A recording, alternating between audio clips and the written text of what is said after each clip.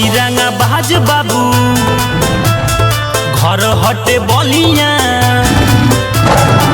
ढेर जदी बोलबे तो देह क देव ललिया। ओई रंगादार बाबू घर हटे बलिया ढेर जदी बोलबे तो देह क देव ललिया। अरे का बुझल रे बाबू।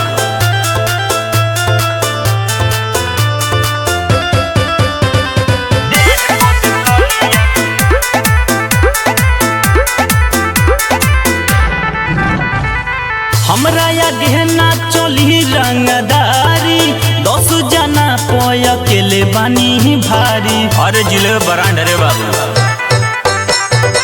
हमरा या गहना चली रंगदारी 10 जना पोय अकेले बानी भारी। और मारब इतना मार बाबू ओइबे ना नजरिया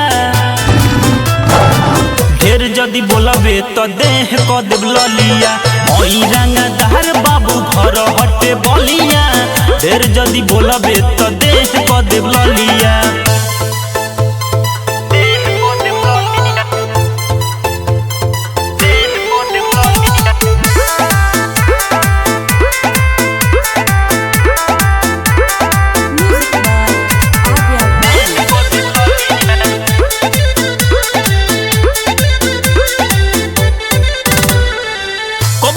झुकनिया कहबो ना झुकबू जे टारगेट करी ओकरे के ठोकबू।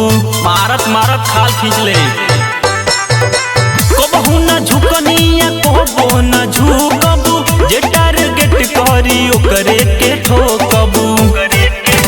और D2 अमन अरुण अभिषेक हसहरिया